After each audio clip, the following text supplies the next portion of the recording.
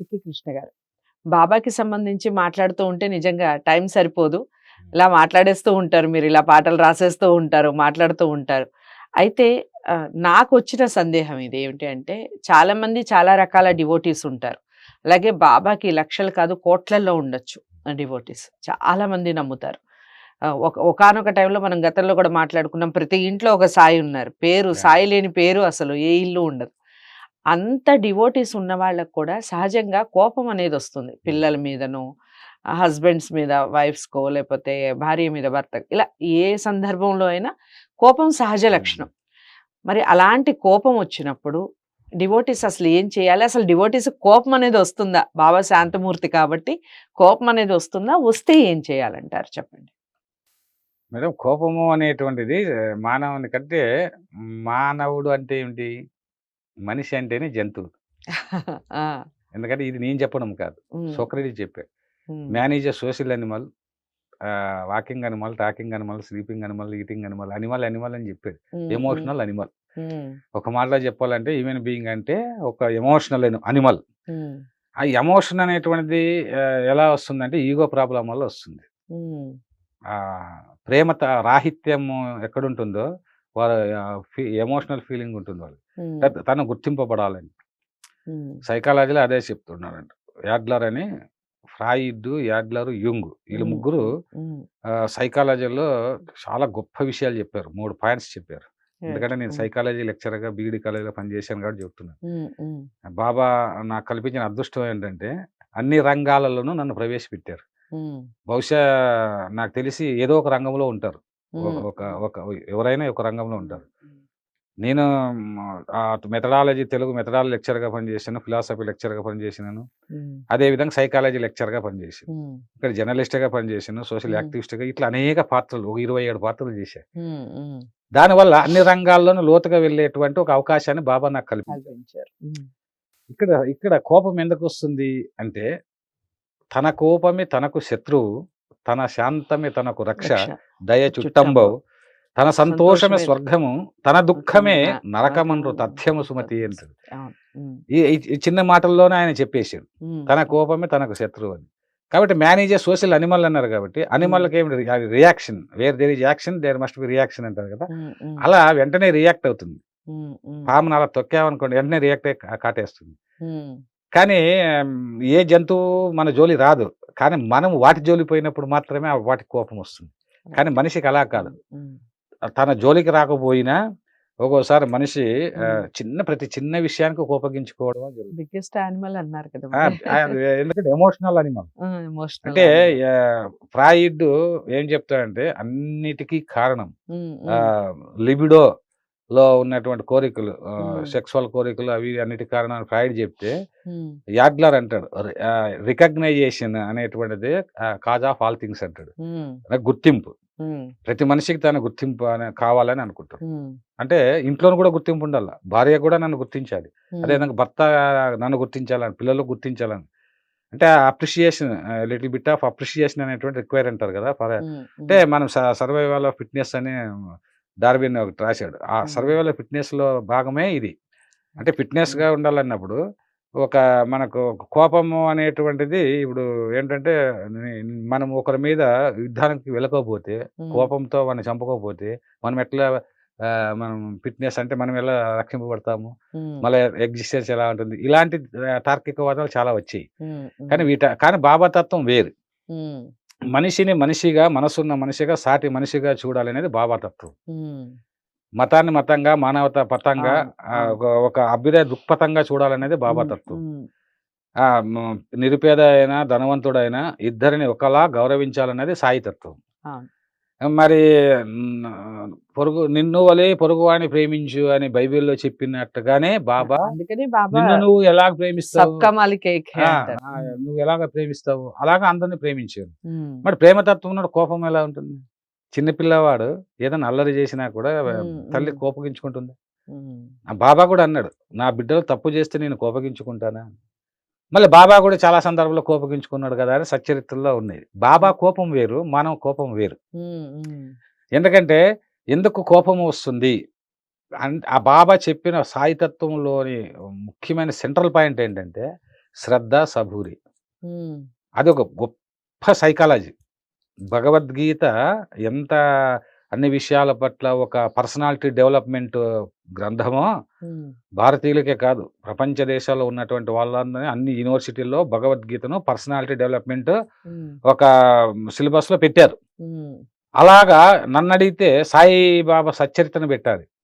సాయిబాబా సచ్చరిత్ర సాయిబాబా అది రాస్తున్న కాలంలోనే చెప్పాడనమాట. ఈ సచ్చరిత్ర అనేది ప్రపంచాన్ని మార్చేస్తుంది, అత్యంత శక్తివంతమైనది అని చెప్పాడు బాబా. ఓకే. ఏమాడ్ పంత్ కూడా ఉమ్, ఏమాడ్ పంత్ ఆ సచ్చరిత్రను గురించి చెబుతూ, ఈ సచ్చరిత్ర బాబానే స్వయంగా రాశాడు కాబట్టి ఇది చాలా అసలు నన్ను అడిగితే నేనేదో సాయి భక్తునిగా చెప్పడం లేదు. అన్ని గ్రంథాలు పఠించినాను కానీ ఉమ్. సర్వ గ్రంథాల సారాంశము సాయి సచ్చరిత్రలో తత్వం, సచ్చరిత్రలో ఉంది. రైట్. ఇంకేం సాయి భక్తులు ఏం చేయాల్సిన ఆ సాయి తత్వం అంటే తెలుసుకోవాలంటే సాయిబాబా సచ్చరిత్రం చదవాలి. ఇక్కడ ఇంకొక ప్రశ్న, ఈ సాయి సచ్చరిత్ర చదువుతారనుకోండి, ఉమ్. ఆ ఆ తేడా తెలుస్తుందా అండి? అంటే మనకి అంటే ముందు ఉన్న కంపారిటివ్ స్టడీ చేసినట్టు తెలుస్తుంది. ఉమ్, అదే నేను చెప్పడం. ఉమ్, చాలా మందికి ఏమిటంటే ఒక దేవుని పూజించే వాళ్ళు ఇంకొక దేవుని గురించి తెలియకపోవడం వల్ల అవును, మా అవును, దేవుడే గొప్ప, మా మతమే గొప్ప, మా కులమే గొప్ప 100%. అనుకుంటారు. అవును, అవును. కానీ సర్వము తెలిసినటువంటి అంటే అన్ని చదివినటువంటి వాళ్లకు ఉమ్, ఉమ్, దాని యొక్క తేడా తెలుస్తుంది. ఉమ్, ఇప్పుడు అందులో సెంట్రల్ పాయింట్ ఏమంటే శ్రద్ధ సబూరి అని. సబూరి అంటే సహనం. సహనం అంటే కోపగించుకోకుండా ఉండడం. ఉమ్, అంటే ఎమోషన్ వచ్చినప్పుడు ఒక్కసారి బాబాని తలుచుకోవాలి. ఉమ్, మనకు ఎమోషన్ వస్తుంది, చిన్న విషయానికి కూడా వస్తుంది. ఉమ్, అంటే నేను అనేటువంటిది అహంకారం అని, నేను నన్ను నేనంటే ఏమిటి ఇదనా అంటూ ఉంటారు. ఉమ్, కాబట్టి ఎవరైనా అన్నాడు భార్య ఒక విషయంలో కోపగించుకుంది అనుకో, భర్త కూడా అలా ఎమోషనల్గా ఫీల్ అవుతే అక్కడ గొడవ వస్తుంది, రైట్. ఇంకా అనర్థాలు కూడా జరుగుతాయి. ఉమ్, కాబట్టి ఆమె ఎందుకు అలా కోపగించుకుంటుంది, కారణం ఏమిటి అని ఆలోచించారు. ఇప్పుడు నేను కవిత్వం రాసుకుంటూ ఉంటా, ఉమ్, నేను నేను నా ఆనందంలో నేను ఉంటా, ఉమ్, అది సచ్చరిత్ర చదువుకోను ఏదో ఉంటా. ఉమ్, ఏమంటే స్నానం చేయండి అంటుంది, నేను దీంట్లో లీనమై ఆనందం అనుభవిస్తుంటా. ఏమండి ఎన్నిసార్లు చెప్పాలండి మీకు అంటుంది.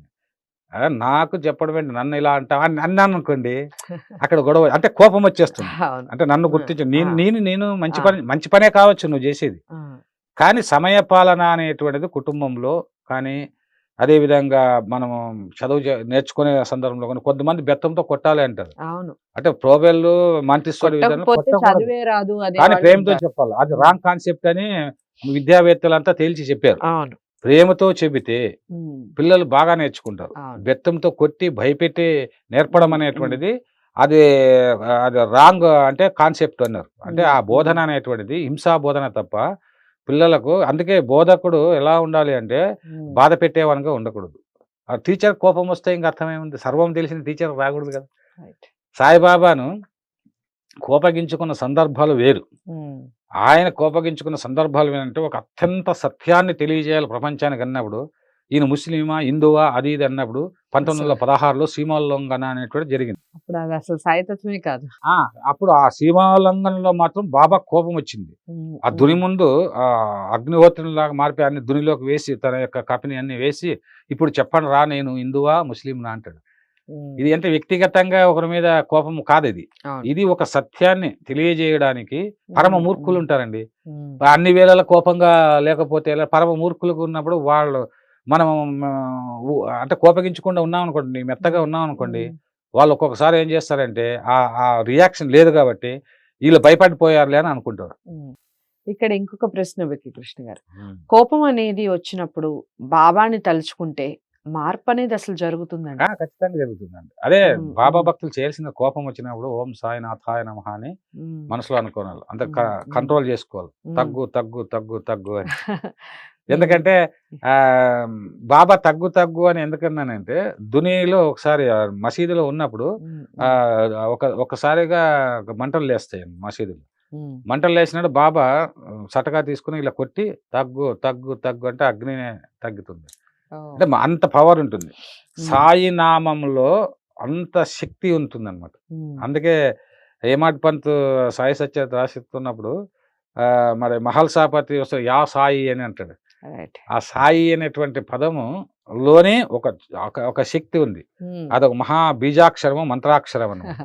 అది ఆ, చాలా మంది తెలియదు. ఆ, కొన్ని పేర్లకు చాలా శక్తివంతంగా ఉంటాయండి. అవును అవును.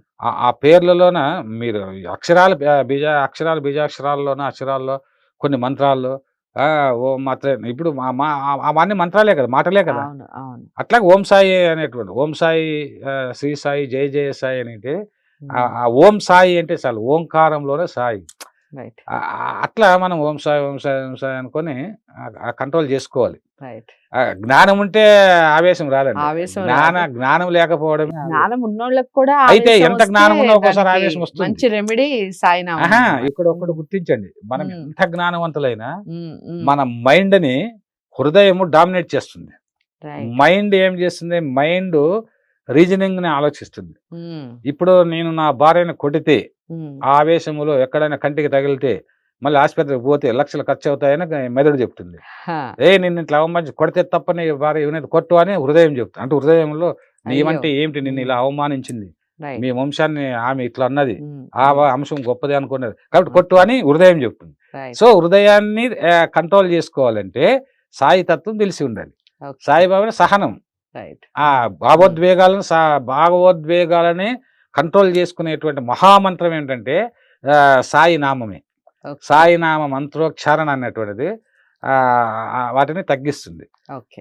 సో సాయినామం ఎంత గొప్పది. ఒకసారి కోపం వచ్చినప్పుడు మాట్లాడుకొని, అనుకొని చూసే ప్రయత్నం చేయండి. లేదా సాయి ఫోటోని చూడండి. అలా తీక్షణంగా ఖచ్చితంగా మార్పొస్తుంది. వస్తుందా లేదా? వచ్చిందా లేదా? కామెంట్ బాక్స్‌లో తెలియచేయండి. మరి ఇలాంటి వీడియోస్ ఏం చేస్తారు? అందరికీ షేర్ చేయాలి తప్పకుండా. ముఖ్యంగా సాయిని విమర్శించే వాళ్ళకి ఈ వీడియోస్ చూసిన తర్వాత నిజమా కాదా అని వాళ్ళు కూడా ఒకసారి ప్రయత్నించే పని చేస్తారు. మరి ఇలాంటి వీడియోస్‌ని అందరికీ షేర్ చేయండి, లైక్ చేసి ఛానల్‌ని సబ్స్క్రైబ్ చేసుకోండి. తదుపరి వీడియోలో సాయి విభూదికి ఉన్నటువంటి విశిష్టతని తెలుసుకుంటూ మొత్తం సాయి డివోటీస్ చాలా వరకు లైట్ కలర్ డ్రెస్సెస్ వేసుకోవటం, చాలా వరకు అసలు వైటే వేసుకోవటం చేస్తూ ఉంటారు. కారణం ఏంటి తెలుసుకుందాం. ఓకేనా? తర్వాత మరో ముఖ్యమైన విషయం ఏమిటి అంటే, మనం చేసే ప్రతి పనిలో సాయి ఎంతవరకు హెల్ప్ చేస్తున్నారు అన్న విషయాన్ని కామెంట్ బాక్స్‌లో తెలియజేయడం మర్చిపోకండి. నమస్తే.